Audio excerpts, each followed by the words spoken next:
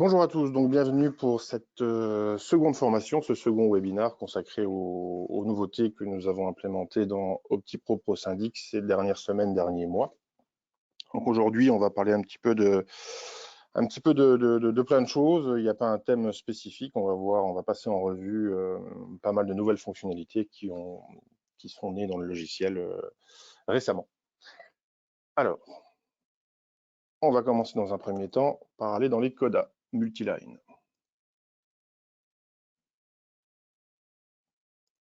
Donc, j'en profite pour vous avertir que ce webinaire est destiné aussi bien à nos clients luxembourgeois qu'à nos clients belges. Donc là, je suis sur une version belge, donc ne vous inquiétez pas si effectivement vous ne voyez pas, par exemple, les numéros de compte luxembourgeois, c'est normal. On est sur une version belge. Voilà. Donc au niveau coda et multiline, principalement ce qu'on a rajouté à votre demande, dans un premier temps, c'est effectivement, vous voyez ici, le solde comptable réel de la banque à la date du jour. Donc évidemment, si vous changez de copropriété, vous allez avoir le solde de la copropriété en cours, et si vous changez de compte bancaire, il va vous afficher toujours le solde du bon compte bancaire. Vous l'avez dans le listing et vous l'avez également dans les détails. J'ai pas beaucoup de codas sur cette version parce que c'est difficile d'anonymiser un coda, donc on en a juste un pour faire les tests. Donc vous voyez ici effectivement vous avez le solde, et si vous changez le compte bancaire, vous allez avoir le bon solde. Donc ça vous permet d'avoir un contrôle en temps réel sur votre solde de banque par rapport à vos codas. Donc ça, c'est une fonctionnalité que vous aviez déjà dans l'ancien logiciel. Et ça a été implémenté récemment. Pour rester donc dans les imports financiers, on a traité également niveau coda la problématique des fichiers KBC, je crois, et BNP qui effectivement transmettaient encore les numéros de compte selon l'ancienne normalisation. Donc effectivement, c'était pas du format IBAN, c'était un format compte à l'ancienne. Et donc le logiciel ne parvenait pas à faire le matching entre ces anciens formats et le format IBAN parce que le logiciel, les comptes bancaires dans OptiPro Pro Syndic sont encodés au format IBAN. Donc ça a été corrigé. Donc il y a maintenant une nouvelle routine en fait de matching qui va permettre d'associer un ancien compte avec son pendant IBAN actuel. Donc ce souci-là est réglé. Et donc lorsque vous allez importer des fichiers de ces banques-là, ils vont automatiquement se lettrer, matcher avec les bonnes copropriétés, si tant est que vous avez saisi le compte bancaire dans la copropriété. Voilà. Ça, c'est pour la partie coda. Donc pour la partie multiline, donc qui est un petit peu l'équivalent coda, mais pour le Luxembourg, nous sommes en train de travailler sur la gestion automatique des frais bancaires. Donc Multiline a la particularité que sur une seule ligne, parfois effectivement, il ajoute quelques centimes ou quelques euros de frais bancaires. Et donc du coup, c'est souvent pour les paiements fournisseurs, pardon. Du coup, le montant globalisé ne correspond pas au montant de la facture parce qu'il faut y retrancher ces frais bancaires. Donc là, on est en train de travailler sur ce point-là pour que justement, on vous affiche toujours le montant globalisé, mais pour le lettrage par la suite, il va effectivement imputer le bon montant des frais bancaires sur un compte 650 généralement de frais bancaires. Donc voilà, ça ce sera automatisé et ça vous évitera d'avoir des lettrages un petit peu particuliers puisque le montant est toujours un petit peu supérieur à la facture que l'on souhaite lettrer. Donc voilà un petit peu pour les nouveautés dans les imports coda et multiline. On va rajouter assez rapidement également toute une série de filtres et de tris. Donc on a déjà des filtres assez avancés, donc copropriété, comptable, etc. On va vous permettre de faire des tris, donc soit par date d'import, soit par date de fichier. Voilà, donc ça vous permettra de retrouver et de trier, de classer vos fichiers coda de la manière dont vous souhaitez. Voilà, donc ça c'était la petite partie coda. On a également modifié les OD, alors on va y aller directement. Donc dans les OD, on a rajouté, alors voilà, on a rajouté d'une part un petit moteur de recherche qui manquait cruellement. Donc on a rajouté une date de début, une date de fin, un numdoc et la possibilité d'inclure les contrepassations. Donc si vous faites une recherche par exemple par numdoc sur une certaine OD, vous avez automatiquement le logiciel qui vous filtre le listing sur le numdoc que vous avez saisi. Et vous pouvez également faire du bornage par date de début, date de fin, si vous souhaitez effectivement chercher toutes les OD qui ont été passées au sein d'une même période. le plus important dans ce que nous avons fait pour les OD, c'est la possibilité maintenant de pouvoir modifier une OD de la même manière que vous pouvez modifier une facture. Donc vous avez maintenant le petit icône de modification, donc on va cliquer dessus. Donc ça va vous permettre de modifier une OD sans être obligé de la recontrepasser, enfin de la contrepasser, pardon, et de la réencoder.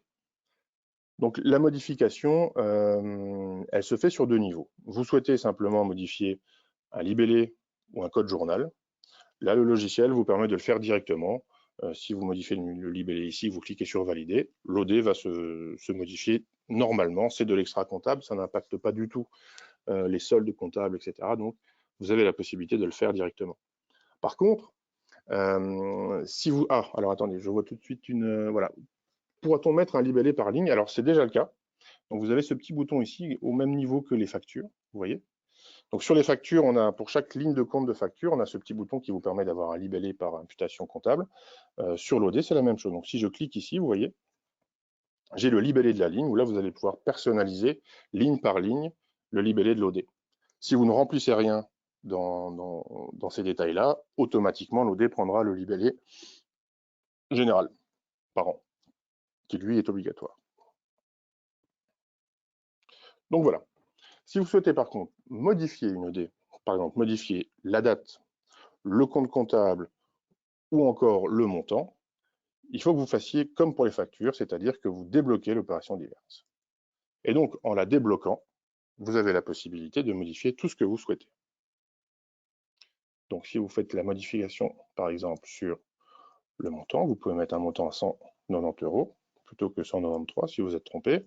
Et vous pouvez également aller modifier vos comptes comptables, vos natures, tout ce que vous voulez. Donc là, effectivement, l'OD est complètement ouverte, disponible pour la modification. Et donc, si je clique sur modifier, voilà, l'enregistrement est terminé. J'ai mon OD qui a été modifié avec le nouveau montant. Alors, il est très important de comprendre que comptablement parlant, nous n'avons pas changé de philosophie, c'est-à-dire qu'une modification d'OD, pour vous, c'est une modification, mais pour le logiciel, c'est une contrepassation avec une nouvelle saisie d'OD, toujours. Il n'y a aucun moyen dans ce logiciel de modifier une écriture directement en comptabilité. Toute modification qui entraîne un changement comptable, de comptabilité, implique une contrepassation. Donc finalement, pour vous, c'est une modification. Vous ne voyez plus l'OD anciennement modifié, mais sachez qu'elle a simplement été contrepassée. D'ailleurs, si je clique sur inclure les contrepassations, vous voyez que cette OD-là existe toujours. Celle à 193 existe toujours, mais elle est contrepassée, donc elle n'apparaîtra absolument nulle part en comptabilité, mais vous en gardez une trace, ne serait-ce que pour la numérotation, pour qu'elle puisse se suivre et que vos contrôles au compte soient impeccables. Alors, on me demande si c'est possible de faire pareil pour les extraits encodés manuellement.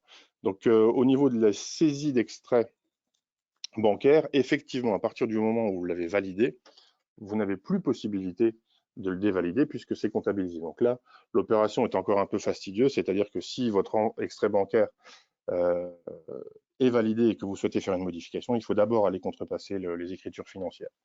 On va peut-être vous permettre de les modifier directement depuis l'extrait, mais on a mis en plus un solde de contrôle dans les extraits qui vous permet justement d'éviter de faire des erreurs de saisie. Donc, on essaye de faire en sorte qu'une saisie d'extrait est définitive et n'est pas appelée à être modifiée. Si par contre, effectivement, vous avez nécessité de modifier un extrait bancaire qui a été complètement validé et comptabilisé en comptabilité, là, par contre, il faut passer par une contrepassation un peu manuelle.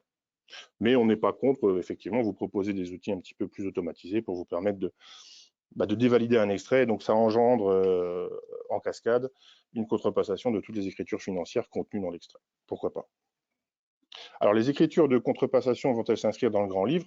Non, par défaut, si vous voulez, une écriture de contrepassation, elle est masquée partout, mais ce serait vraiment masqué. C'est-à-dire que si je vais dans mon grand livre, que je souhaite l'imprimer, que je souhaite le transmettre, vous voyez que l'écriture contrepassée n'existe pas, vous ne la trouverez pas. Mais partout dans vos vues comptables, vous avez cette petite coche qui vous permet d'inclure les contrepassations. Et donc, dans ce cas-là, les contrepassations seront ajoutées, affichées dans le grand livre. Et donc, vous pourrez transmettre ça, par exemple, à un contrôleur au compte. Une contrepassation, de toute façon, va supprimer une facture. ou une écriture. Elle va également masquer le pendant. Donc finalement, votre solde ne change pas. Il faut bien comprendre que si vous affichez une contrepassation ou vous ne les affichez pas, le solde général ne change absolument pas. Mais ça vous permet d'avoir un contrôle sur ce qui a été contrepassé. Voilà. Donc voilà pour les OD. Vous avez maintenant la possibilité de modifier tout type d'OD, que ce soit une OD de reprise de solde, que ce soit une OD en cours d'exercice. Vous avez la possibilité de modifier. La seule chose qu'on ne vous permet pas de modifier, je reviens dessus, ce sont les OD qui sont générés automatiquement. Donc j'y reviendrai un petit peu plus tard ou peut-être même dans un autre webinaire. Vous voyez par exemple ici, j'ai une OD de frais privatifs. Cette OD de frais privatifs, elle est liée à une facture que j'ai saisie. Et c'est l'imputation directe sur le compte du propriétaire d'un frais privatif. Donc je saisis un frais privatif, ça va venir débiter mon 643, ça va créditer mon fournisseur, et automatiquement, le logiciel va écrire le pendant directement dans le compte du copropriétaire concerné. Donc on va aller débiter le copropriétaire et recréditer la charge du 643. Donc au final, pour le moment, dans les frais privatifs, vous avez toujours un 643 qui est nul, et vous avez une imputation sur le compte du propriétaire. Et donc ça, c'est cette OD d'imputation. Donc comme elle dépend d'une facture de frais privatifs, on vous empêche de la supprimer. Vous voyez, il y a un petit sens interdit sur le bouton, et on vous empêche également de la modifier. Donc si vous souhaitez que cette OD soit supprimée, il faut aller supprimer la facture parente qui a généré le frais privatif. Voilà. Alors, au niveau des frais privatifs, justement, donc en termes de transition, on va pouvoir parler des frais privatifs. Donc il y a deux choses qui vont arriver. Il y en a une qui est déjà en place, c'est l'affichage des frais privatifs dans la liste des dépenses. Donc si je vais dans mon état des dépenses,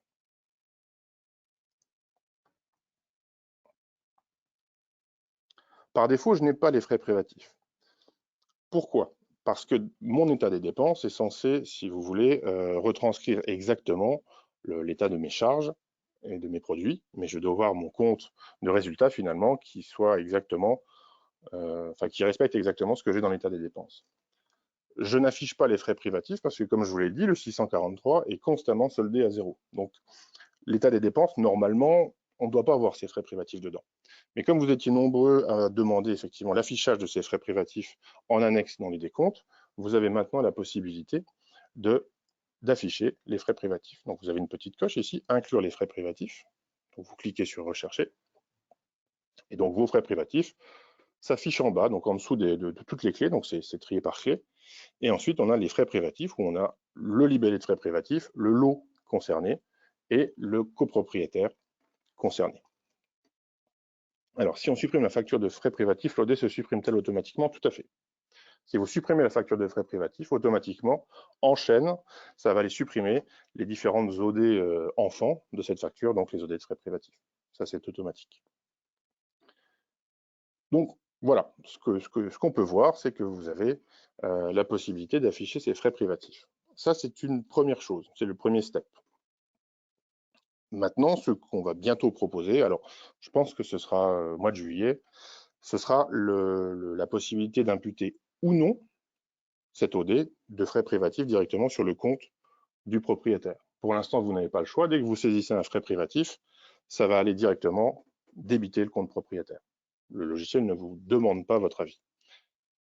Étant donné que vous ne faites pas tout le même genre de comptabilité, ce qu'on va faire, c'est qu'on va vous mettre ça en option. C'est-à-dire que lorsque vous allez saisir une facture de frais privatifs, vous allez avoir une petite coche à côté de chaque ligne de frais privatifs, où vous allez pouvoir décider ou non de réimputer, de réinjecter directement cette OD de frais privatifs dans le compte d'un propriétaire, pour que ça soit directement visible par le propriétaire, ou alors si vous ne le faites pas, ça apparaîtra donc en fin d'exercice dans le décompte. Donc, ce qui veut dire que très prochainement, vous allez avoir la possibilité d'afficher les frais privatifs dans les décomptes et d'en faire une imputation directe ou non sur le compte du propriétaire. Ça, je pense que c'est la dernière étape de gestion des frais privatifs. Il nous manque effectivement la possibilité ou non, enfin, l'imputation en option. Là, pour l'instant, effectivement, c'est forcé. Les frais privatifs vont directement dans le compte du propriétaire pour qu'il puisse vous les régler en cours d'exercice. Mais on va vous donner le choix. Voilà. Donc voilà pour la liste des dépenses. Ensuite, Alors, on va partir un petit peu sur les copropriétaires, sur les avances, sur les appels. On vous a mis en place un tableau des paiements un petit peu comme vous l'aviez dans l'ancienne version. Donc là, pour ça, je vais aller par exemple dans l'exercice 2021. Je crois que j'ai fait des paiements. Et donc, ça se passe dans comptabilité appel, liste des appels. Donc là, on va retrouver tous les appels de l'exercice en cours, enfin de l'exercice sélectionné. Là, on est sur 2021. Pour l'exemple, j'ai fait des appels trimestriels. En 2021, j'en ai fait 4. J'ai fait des paiements partiels complets dessus. Donc, si vous souhaitez avoir une vue de synthèse de l'état en fait des paiements de vos propriétaires par rapport à ces appels, vous avez maintenant un petit bouton orange tout en haut qui s'appelle tableau des paiements. Donc, vous allez voir, hein, il va vous être familier parce qu'il est un petit peu comme dans l'ancien logiciel. Donc, on l'a juste un petit peu retravaillé. Donc là, vous avez la possibilité de choisir un exercice et puis d'aller chercher le compte comptable. Donc, le compte comptable, c'est la liste des différents comptes d'imputation pour tous les différents types d'appels que vous pouvez passer. Là, on voit que j'ai fait des appels de provision, donc on va aller directement chercher le 701. Voilà. Et donc, sur mon 701, je vois l'état des paiements de tous les appels que j'ai fait. Donc, par exemple, ce copropriétaire-là a tout payé sur ces 4 appels trimestriels. Ils ont tous été payés. En jaune, donc, ce sont les provisions partiellement payées. Et puis en rouge, ce sont les provisions qui n'ont pas du tout été payées, qui restent à payer. Donc vous avez sur une seule vue la possibilité de voir directement l'état de vos paiements par rapport aux appels. Et donc vous pouvez le faire sur tous les types d'appels. Vous pouvez évidemment générer un PDF. Et vous pouvez également aller chercher d'autres types d'appels. Alors je crois qu'en 2022, je peux en avoir quelques-uns. Donc ça, ce sont mes provisions de 2022. Vous voyez que j'ai émis seulement janvier et avril. Aussi pour les charges trimestrielles, tout à fait. Oui, ça apparaît là-dedans. Fonds de réserve, par exemple, parce que j'ai des choses, voilà, par exemple, j'ai fait des appels de fonds, certains ont été payés, certains n'ont pas été payés. Voilà.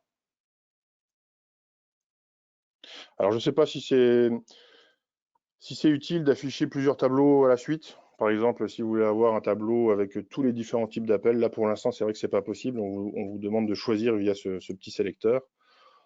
Si vous me dites que vous souhaitez plutôt avoir plusieurs tableaux à la suite, on peut facilement transformer ce sélecteur en petites cases à cocher pour chaque type de fonds. Et puis, en fonction de ce que vous avez coché, on vous affiche plusieurs tableaux à la suite sur un seul et même document. Ça, c'est tout à fait possible.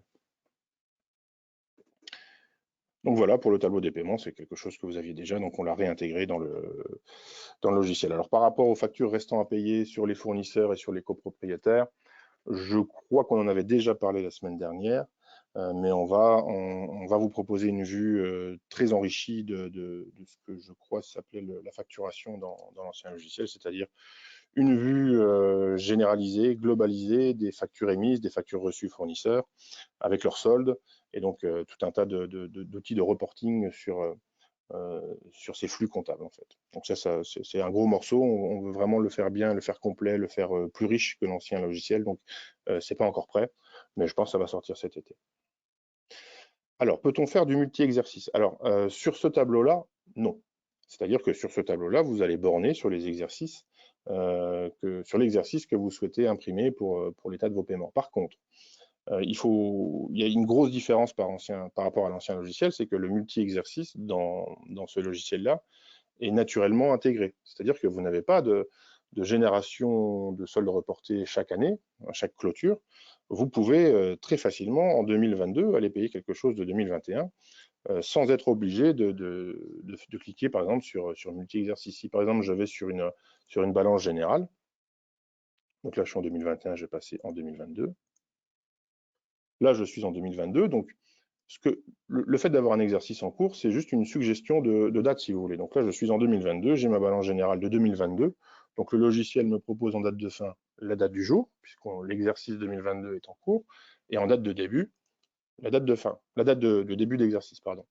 Mais rien ne vous empêche d'aller borner directement sur 2021, et puis même d'aller chercher si vous avez des écritures en attente sur la fin de l'année. Donc vous tapez par exemple 2021, 1er janvier 2021, 31/12/2022, vous cliquez sur rechercher, et le logiciel vous affiche simplement toutes les écritures entre ces deux dates-là. Donc, si vous voulez, le multi-exercice, il n'existe plus dans le logiciel parce qu'il n'y a plus besoin de le gérer. Parce que dans l'ancien logiciel, gérer le multi-exercice, ça voulait dire vous afficher en fait plusieurs exercices, mais en retirant les soldes reportés de début d'année qui avaient été générés manuellement en base de données après chaque clôture. Là, il n'y a plus de soldes reportés, ils sont calculés automatiquement, dynamiquement à chaque fois que vous bornez. Donc, cette notion de multi-exercice, si vous voulez, elle a plus lieu d'être. Donc, vous faites vraiment ce que vous voulez avec vos dates. Dans toutes les vues comptables, vous pouvez borner comme vous le souhaitez. Voilà.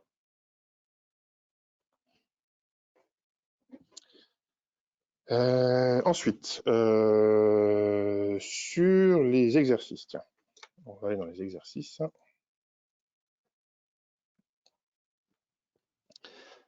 Donc, sur les exercices, on vous propose maintenant, lorsque vous créez un nouvel exercice, donc là, par exemple, j'ai créé 2023, on vous propose de reprendre automatiquement le budget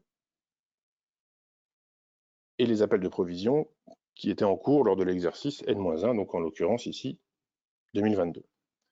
Donc, si je vais dans mon exercice 2023, donc j'ai un nouvel onglet qui s'appelle budget et avance. Donc cet onglet-là, si vous voulez, il est divisé en deux. Donc on a d'abord le budget, puis ensuite les provisions sur charge. Le budget, là, le logiciel vous indique, voilà, vous n'avez pas de budget en 2023. Par contre, j'ai trouvé un budget existant sur l'exercice précédent, 2022, pour un montant de 12 900 €. Donc si vous souhaitez reprendre directement ce budget-là pour l'appliquer à 2023, il vous suffit simplement de cliquer sur copier le budget de l'année précédente. Hop. Alors, il vous demande évidemment une validation. Êtes-vous certain de copier le budget? Vous mettez oui. Et voilà. Donc, automatiquement, on est passé en vert. Le logiciel vous indique qu'il y a effectivement un budget existant sur 2023. D'ailleurs, si je vais dans mes budgets, vous voyez que le 2023 est ici, avec un montant ici. Il est directement approuvé. Donc, vous pouvez déjà passer vos appels sur ce budget-là. On verra plus tard. Alors, je ne sais pas si c'est dans ce webinaire-là parce qu'on n'aura peut-être pas le temps, mais on vous a également proposé au sein du menu budget la possibilité de majorer un budget N+1 par rapport au réalisé N. Là, on est plus dans une optique de copie de budget pour une continuité d'exercice. Lorsque voilà, vous terminez 2022, vous commencez 2023, le nouveau budget n'a pas encore été voté, donc on continue. Alors, peut-on l'adapter après décision d'AG? Tout à fait. Ça, on le verra lors du dernier webinaire, c'est-à-dire que vous pouvez modifier un budget en cours d'année et puis faire vos appels d'ajustement ou enfin décider, vous avez plusieurs options pour ajuster vos avances sur charge en fonction du nouveau budget. Ça, on verra ça dans, je crois que c'est sur le webinaire 4, donc c'est à la fin du mois. Voilà, donc je reviens sur mon exercice. Donc là, effectivement, mon budget, pardon, 2023 est créé automatiquement.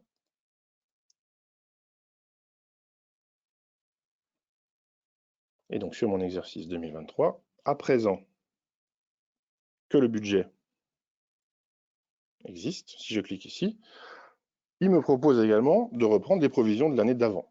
Donc là, il vous explique qu'il a trouvé des appels existants sur l'exercice précédent. Et puis, il vous indique même leur état. Donc, les deux premiers ont bien été comptabilisés. Les deux autres, ils sont en orange. Ça veut dire qu'ils sont sur planificateur. Alors, on me demande si les exercices sont à créer manuellement. Pour l'instant, oui. Mais ça, Madame Megui, on en avait discuté. On va proposer une automatisation via en fait des dates butoirs de création automatique d'exercices. Alors peut-être quand même une simple petite fenêtre d'avertissement en vous disant attention, on arrive en 2023, vos exercices pour telle ou telle copropriété n'ont pas encore été créés, souhaitez-vous les créer? Oui. Et puis le logiciel s'occupe de tout. Pour l'instant, effectivement, dans chaque copropriété, vous êtes obligé de recréer l'exercice comptable. Mais pour ceux qui ont beaucoup de copropriétés, on va automatiser cette tâche.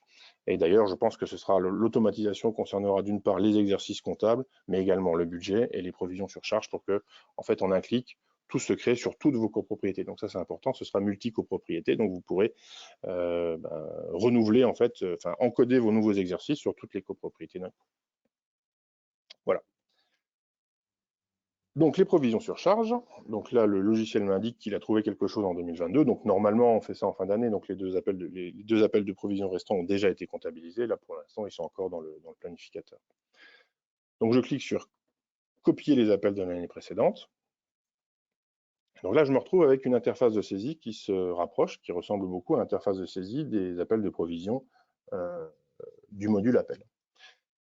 Là, si vous voulez, le logiciel vous demande quand même une petite modification, une petite validation de votre part. Donc, il cherche déjà combien il y en a eu. Il a tout de suite deviné que c'était du trimestriel parce que l'année dernière, c'était du trimestriel. Il reprend le jour d'émission que vous aviez saisi. Il reprend éventuellement un code TVA, même si c'est très rare. Il reprend le libellé, le code journal que vous avez utilisé, le délai de paiement, enfin bref. Il reprend tout ce qui a déjà été saisi sur l'exercice N-1. Et puis, vous avez la possibilité tout simplement de valider, mais on vous donne quand même la possibilité de faire quelques petites modifications si vous le souhaitez. Bon, normalement, vous n'avez plus qu'à cliquer sur valider. Et vous avez également la possibilité de décider si vous les comptabilisez directement sur 2023. Donc, dans ce cas-là, vous allez avoir les 4 trimestres de 2023 jusqu'à octobre 2023 qui seront écrites en comptabilité, comptabilisées. Ou alors, vous pouvez décider de passer par le planificateur pour une planification au fil de l'exercice, ce qu'on vous conseille de faire. Donc, hop, moi, j'utilise le planificateur et voilà. Et donc là, voilà, je suis sur mon exercice 2023, tout est vert. Le budget est créé depuis exercice N-1. Les appels ont bien été planifiés, donc vous voyez qu'on est sur de l'orange, donc on est sur de la planification d'appels sur 2023. Donc, si je vais dans mon planificateur, je vais retrouver. Donc, je peux même commencer sur une date de début de, voilà, 1er janvier 2023. Voilà. Donc, si je regarde ce que j'ai à planifier en 2023, j'ai bien mes 4 appels qui sont ici à comptabiliser et qui ont été finalement lancés, planifiés directement depuis la création de l'exercice. Donc, effectivement, pour insister là-dessus, il y aura une possibilité de créer des exercices automatiquement en fonction de la période de l'exercice d'avant, évidemment, sur plusieurs copropriétés en même temps. Alors, ce ne sera pas une automatisation totale, on va juste demander votre validation. Êtes-vous sûr de vouloir le faire? Oui, non. Et si vous cliquez sur oui, ce que je viens de vous montrer là, plus la création de l'exercice, sera fait automatiquement sur toutes les copropriétés que vous souhaitez. Voilà. Donc voilà pour la reprise, budget et avance. Ensuite, on va faire un petit tour sur une fonctionnalité qui nous a été beaucoup demandée. On a réussi à la produire ce mois-ci. Alors, c'est dans la balance des tiers. C'est la fameuse impression multiple des situations de compte des propriétaires. Donc, ça se passe dans la balance des tiers. Je prends peut-être juste 30 secondes pour vous présenter la balance des tiers, même si je pense que vous la connaissez tous maintenant. Donc la balance des tiers vous permet, en fait, c'est l'ancienne consultation des comptes, finalement, qu'on avait dans l'ancien logiciel. Là, vous pouvez soit afficher effectivement tous vos tiers d'un coup, donc que ce soit fournisseur ou copropriétaire, ou vous pouvez aller choisir, par exemple, uniquement les copropriétaires. Donc là, vous avez vos comptes, finalement, vos comptes propriétaires. Vous pouvez de nouveau borner à la date que vous souhaitez. Donc, si vous voulez avoir un arriéré sur 2 ans, vous avez effectivement la possibilité de le faire. On est sur une vue comptable standardisée, donc on peut également inclure les contrepassations. Donc, si vous souhaitez voir les contrepassations, elles vont s'afficher dans les comptes des propriétaires. Et puis, pour une vue un petit peu, pour passer en vue un petit peu les copropriétaires qui ont encore un solde ouvert, vous pouvez cliquer ici sur masquer les comptes soldés. Et donc là, dans ce cas-là, ne vont apparaître que les comptes qui ont encore un solde ouvert, que ce soit un compte fournisseur ou un compte propriétaire. Là, je pense qu'on n'en a pas. Non. Voilà. Donc, ça, c'est pour vous présenter un petit peu, de manière générale, le fonctionnement de la balance des tiers. Vous pouvez également, dans la balance des tiers, si vous cliquez sur n'importe quelle ligne, vous avez une petite modale qui s'affiche avec la situation de compte de chaque copropriétaire avec une vue détaillée ou une vue simplifiée. Voilà. Alors, donc, le plus important, c'est la fameuse génération automatique des courriers copropriétaires. Enfin, la situation de compte propriétaire sous forme de courrier, pour que vous puissiez le rejoindre aux différents envois que vous leur faites. Donc, vous cliquez tout simplement sur générer la situation de compte détaillée. Alors, puis si on veut imprimer le compte propriétaire, justement, vous voyez, vous allez cliquer ici. Hop. Et donc là, vous allez retrouver par rapport à ce que vous avez déjà présaisi. Donc là, on avait juste choisi les copropriétaires. Donc le logiciel vous propose uniquement les propriétaires. Vous allez pouvoir décider quels sont les comptes propriétaires que vous souhaitez imprimer. Donc soit vous n'en imprimez qu'un seul. Mais si vous souhaitez en imprimer qu'un seul, moi je vous conseille de passer par la fiche copropriétaire. savez que dans la fiche copropriétaire, vous avez un onglet situation de compte, on ira la voir tout à l'heure si vous voulez, où vous avez directement possibilité de lui sortir sa situation de compte. Là, on est plus sur un process de globalisation, de batch, où effectivement on décide d'imprimer tous les comptes propriétaires pour tout le monde. Donc je coche ici. Alors, est-ce qu'on peut avoir le solde total des copropriétaires? Oui, tout à fait, vous les avez sur la balance des tiers. Ici, vous avez un débiteur. Alors, effectivement, vu qu'on a sur une vue balance, on a un solde de débiteur, un solde de créditeur. Il serait peut-être effectivement judicieux de rajouter en dessous le vrai solde, donc qu'il soit débiteur ou créditeur. Voilà. Sur la balance des impayés imprimés, y a-t-il 2 colonnes? Non, il y en a 2. Je vais vous montrer. Mais on va en dessous, il y a le solde. Je vais vous montrer comment ça fonctionne. Donc, on va repartir sur génération de la situation de compte détaillée. Hop.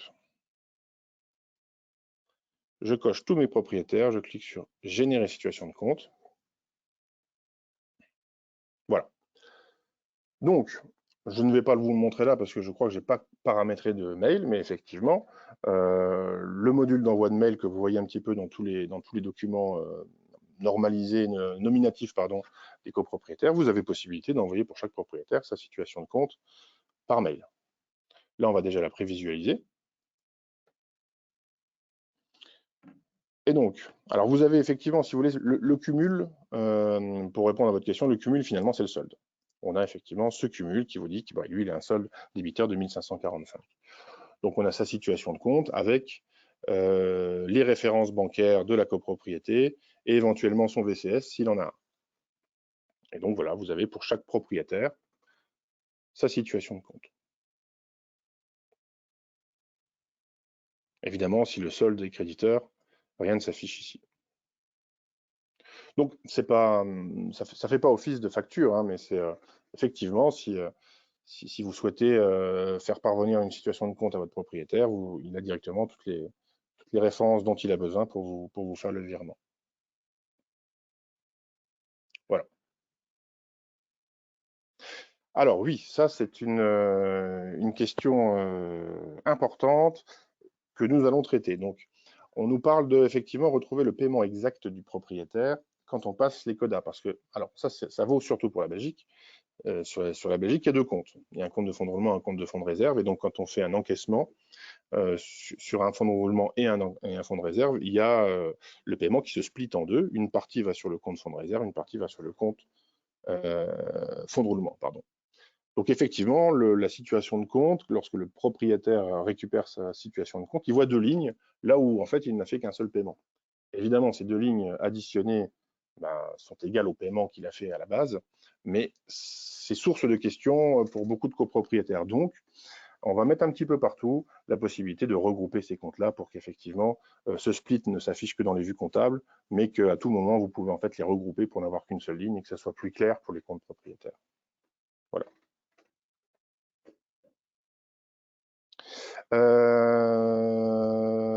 Pas de lettrage prévu sans le cumul. C'est-à-dire, alors le cumul, c'est simplement un cumul débit-crédit. Hein. Donc là, on n'affiche vraiment pas de lettrage sur cette vue-là. Le lettrage n'apparaît pas. On a un cumul sur les différentes écritures chronologiquement. Est-ce que les envois par mail peuvent se retrouver dans la communication avec le propriétaire? Non. Alors, les envois, on pourrait, mais les envois par mail, donc c'est vrai que sur le module copropriétaire, vous avez un onglet qui s'appelle Échange avec ce copropriétaire. Ça fonctionne avec le module de gestion de mail Optimax. Donc, vous savez, c'est la petite enveloppe que vous avez en bas à droite. Donc, ça, ce sont pour les comptes Gmail et les comptes Microsoft qui sont synchronisés. Les envois de mail internes au logiciel n'apparaissent pas là-dedans. Ça apparaît par contre dans les événements et également dans la GED, dans la gestion électronique de documents, donc le module document de chaque propriétaire. Mais pourquoi pas l'intégrer aussi dans les échanges de mails, parce que finalement, ça part par mail, donc on peut envisager ça. Je vais noter ça et puis on va essayer de planifier ça. Rajouter une phrase du genre « vous devez payer le montant de… » Oui, ok, oui. On n'a vraiment pas voulu être trop verbeux sur ce document-là. Alors la phrase de « vous devez payer », etc., on l'a rajouté déjà dans le décompte, mais pourquoi pas ne la rajouter aussi dans les situations de compte. Ça, je pense que c'est pas problématique. Les clients ne comprennent pas toujours la colonne du cumul. Dans ce cas-là, il faudrait peut-être effectivement qu'on vous propose de la masquer et puis de rajouter un vrai solde débiteur-créditeur sur une dernière ligne sous le total. Voilà. Donc voilà, sachez maintenant que vous avez la possibilité de sortir automatiquement les situations de compte de tous vos copropriétaires. Alors, vous avez le même système pour les fournisseurs, mais je doute qu'il soit aussi utile que pour les propriétaires. Mais sachez que vous avez aussi possibilité de sortir la situation de compte de chaque fournisseur. Et puis, vous avez toujours la possibilité de générer le PDF résumé de votre balance. Donc là, vous retrouvez votre balance des tiers. Donc finalement, ce sont vos comptes clients, quoi, de manière synthétisée. Voilà. Donc voilà pour l'impression multiple des comptes. Moi, il me reste un point à voir avec vous. Et puis ensuite, je pense que j'aurai fini ma petite liste. On pourra passer aux questions si vous en avez. Donc on a mis en place la semaine dernière, si je ne m'abuse, ou il y a 2 semaines, le gestionnaire de courrier. Donc ce gestionnaire de courrier, il a été demandé par beaucoup d'entre vous. Donc il arrive dans un premier temps dans les décomptes et dans les bordereaux de régularisation. Je vais vous montrer dans les décomptes. Voilà. Donc lorsque maintenant vous souhaitez imprimer un décompte, donc on va cliquer ici sur générer des PDF. Alors je ne vais peut-être pas tous les prendre, voilà. Donc vous avez toujours la même interface. On vous a rajouté en plus la possibilité d'avoir une vue détaillée ou pas, parce que par défaut, c'est vrai que quand vous passiez par là, vous étiez obligé d'avoir une vue résumée. Donc là, en plus, vous pouvez décider si vous voulez une vue détaillée ou une vue résumée. Et vous avez ici une nouvelle interface qui s'appelle gestionnaire de courrier. Vous cliquez sur cette petite flèche, et là, vous pouvez décider ce que vous souhaitez joindre à votre décompte. Donc par exemple, je souhaite joindre mon bilan, mon état des dépenses et puis ma balance générale, par exemple. Et là, vous cliquez sur générer, par exemple, détail par clé. Donc là, ce que fait le logiciel, alors, toujours pareil, vous pouvez les envoyer par mail, donc ils vont recevoir les 3 documents. Et si vous cliquez sur prévisualiser le PDF, donc pour chaque propriétaire, vous avez d'une part son décompte, avec les options que vous avez décidées, donc TVA ou non, par occupant ou non, détaillé, pas détaillé, par compte, par clé, etc. Et puis en dessous, vous voyez, vous avez la balance générale, vous avez le bilan comptable, et vous avez la liste des dépenses. Alors, moi, ce que j'aimerais faire, alors ce serait peut-être aussi à vous de me dire si ça vous semble judicieux, c'est qu'en plus de ce gestionnaire de courrier, d'avoir une espèce de paramétrage global dans la partie configuration, où pour chaque type de document, vous allez finalement pouvoir affiner encore plus les options d'affichage. Donc par exemple, balance générale, vous pouvez très bien dire sur la balance générale, j'aimerais avoir masqué les comptes soldés et puis inclure les contreprestations, par exemple. Sur le bilan comptable, je préfère avant répartition plutôt qu'après répartition. Sur les dépenses courantes, je préfère afficher les frais préparatifs ou plutôt les masquer. Donc ça serait des préférences d'inclusion au gestionnaire de courrier qui seraient globalisées par logiciel, je pense, ou par copropriété, mais je pense que ça fait moins de sens. Et donc, ça serait dans l'outil configuration. Donc, en fait, dans la partie configuration, vous auriez un nouveau menu où vous pourriez dire, par exemple, voilà, pour les bilans, moi, quand je passe par le gestionnaire de courrier, je veux que mon bilan soit toujours après répartition. Pas de possibilité de joindre un document externe. Alors ça va arriver. C'est-à-dire que ce qui nous reste à faire maintenant, ce sont les pièces jointes libres que vous avez déjà jointes dans la GED ou alors que vous souhaitez joindre au moment de l'envoi des décomptes. Donc ça va arriver.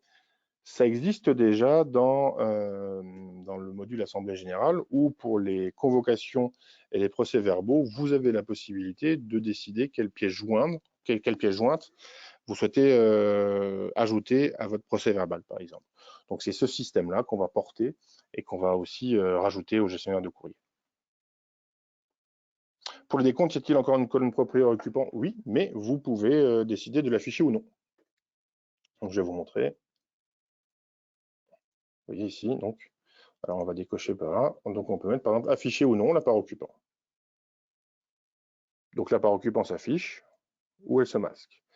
On a eu une demande aussi assez récente d'afficher la part effective propriétaire, c'est-à-dire la part propriétaire moins la part occupant, à titre informatif, peut-être en fin de décompte. Donc ça, je crois que c'est Madame Brouillon qui avait posé la question. C'est en cours. On va aussi vous le proposer. Voilà. Donc, c'est à peu près tout ce que j'avais prévu aujourd'hui. Alors, il y a beaucoup d'autres petites fonctionnalités, mais on n'aura pas le temps de les voir. Généralement, elles sont présentées dans les notes de version. Donc, dans les notes de version, j'essaie d'être le plus exhaustif possible. On va reprendre aussi la communication par mail où vous allez avoir le détail de chaque nouvelle fonctionnalité. Mais je pense que là, pour ce deuxième webinaire, on a fait un petit peu le tour de ce que je souhaitais vous montrer. Alors, c'est compliqué parce que pendant qu'on organise les webinaires, il y a de nouvelles choses qui sortent aussi que j'aimerais intégrer directement au webinar ou peut-être les proposer dans un mois ou dans 2 mois, je ne sais pas. Mais là, il faut que je fasse un choix, donc c'est pour ça que j'ai pris les points les plus importants et il y a d'autres petits points effectivement qui pour le moment ne sont pas présentés dans ces webinaires, mais voilà, sachez que le logiciel évolue toutes les semaines. Alors, est-il possible de faire un décompte global pour la cave, l'emplacement et l'appartement? Tout à fait. Donc ça, c'est la partie regroupement. Alors sur le décompte, alors on est sur la page des décomptes, effectivement. Normalement, le webinaire 4 est surtout consacré au décompte. Donc on va voir en fait toutes les options du décompte. Mais pour répondre à votre question, si vous cliquez sur regroupement, là, le logiciel va vous afficher un décompte globalisé au niveau des charges pour tous les lots regroupés. Est-ce que le décompte locataire sera bientôt disponible? Ils sont déjà disponibles. Les décomptes locataires sont déjà là. Mais on verra ça si vous le souhaitez dans 2 semaines. Alors, pour que vous ayez un décompte locataire, il faut que vous ayez activé la gestion locataire dans vos copropriétés avec une saisie des mutations locataires. Et dans ce cas-là, vous allez avoir la possibilité de sortir des décomptes locataires. Ils sont déjà dans le logiciel. Alors, lors d'un encodage d'une facture dont une partie était en frais privatifs, le décompte propriétaire a été erroné, les frais privatifs s'étaient dupliqués. Je n'ai pas eu d'explication, juste on m'a dit de supprimer les OD. Alors non. Enfin, c'était pas erroné, c'est un bug qu'on a vu, c'est-à-dire que lorsque vous avez un message d'erreur sur une facture de frais privatifs et que vous double-cliquez, il y a 2 imputations de frais privatifs qui se font. Donc ça, c'est en cours de correction. Et donc normalement, évidemment, ça ne vient pas du fait que vous ayez plusieurs lignes, mais simplement, c'est un bug du logiciel. Donc ça va être corrigé très rapidement. C'est-à-dire que, quoi qu'il arrive, vous n'aurez qu'une seule ligne de frais privatifs. Alors, est-ce qu'on peut voir aussi le détail, c'est-à-dire les comptes? Oui, tout à fait. Donc, vous pouvez faire, par exemple, si on enlève le détail, hop, je vais ici. Donc là, vous avez une vue par lot puis par clé, et vous pouvez mettre aussi vue détaillée. Et donc là, vous avez lot, clé, et puis chaque compte, le total. Ou vous pouvez faire l'inverse. Vous pouvez faire un détail par compte. Donc là, d'abord, vous avez le compte, et puis ensuite, vous avez les différentes clés que vous avez sur le compte. Parce que vous pouvez très bien avoir du 650, bon, généralement, ça c'est un mauvais exemple. Vous pouvez très bien avoir un 61-201 sur plusieurs clés de répartition différentes. Donc dans ce cas-là, vous aurez une vue inversée. Alors on nous a demandé aussi sur les décomptes, mais ça m'embête de parler de décompte parce que je voulais vraiment qu'on en parle lors du dernier webinaire.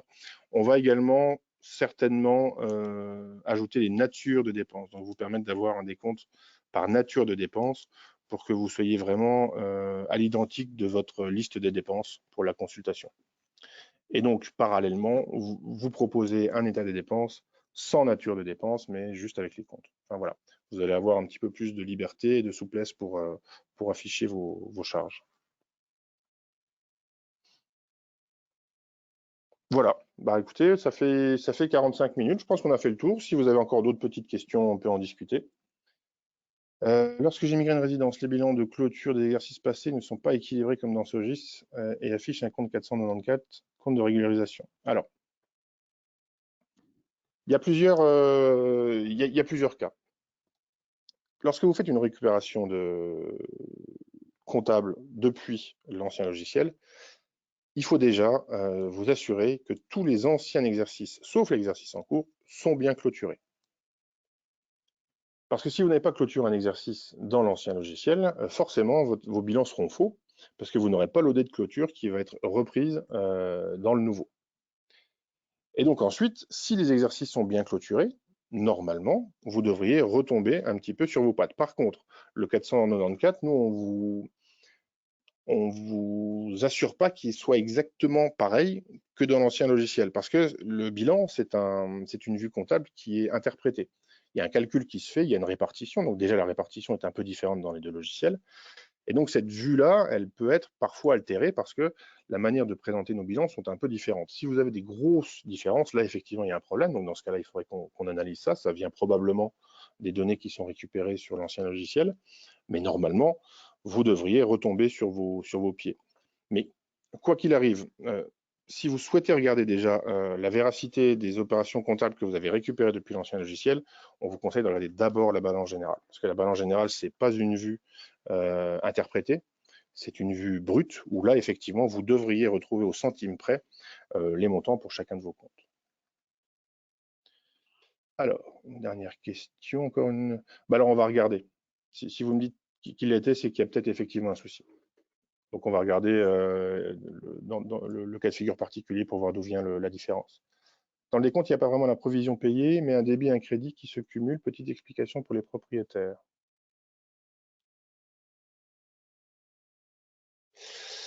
Alors, dans le décompte, alors je ne sais pas si je réponds bien à votre question. Dans le décompte, vous avez une situation de compte qui s'affiche sous le décompte à partir du moment où vous avez clôturé. Si vous n'avez pas clôturé votre décompte, vous n'aurez pas de situation de compte.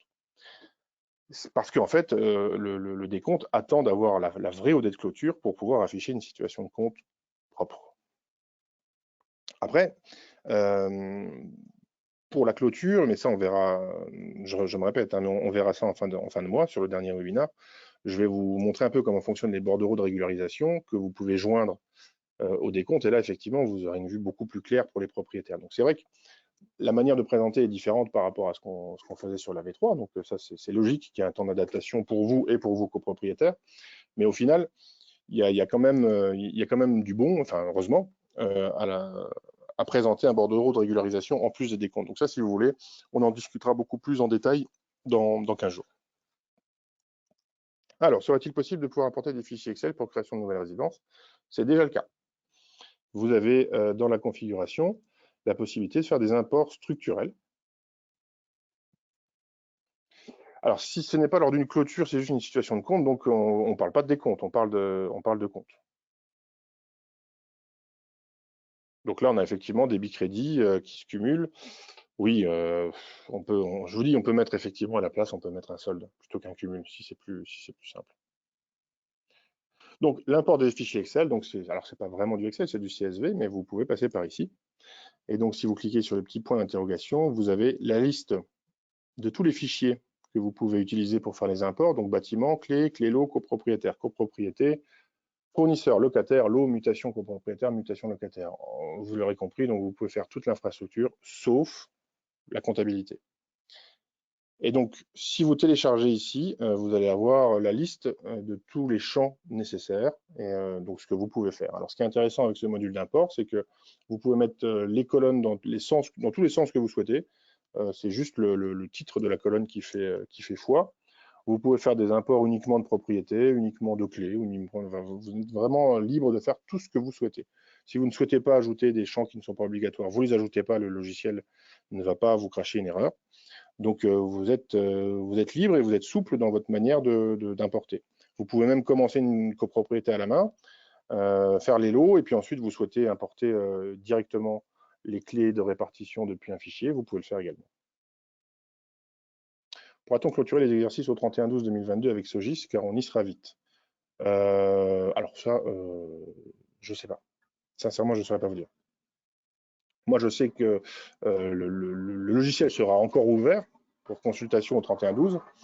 Savoir si on coupe les vannes au 31/12, normalement, effectivement, c'est ce qui était prévu. C'est que les vannes sont coupées au 31/12 pour utilisation, mais pour consultation, c'est toujours actif. Après, voilà, ça, ce sont des parties plus contractuelles. Moi, sincèrement, je ne suis pas à même de vous répondre. Moi, je peux vous apporter des réponses métiers, des réponses techniques sur le logiciel, mais sur tout ce qui est contractuel, j'aurais peur de dire des bêtises. Voilà. Donc voilà, enfin, de toute façon, bon, je pense que le but, c'est pas de vous bloquer dans l'utilisation des logiciels, donc, mais je ne saurais pas vous répondre, sincèrement.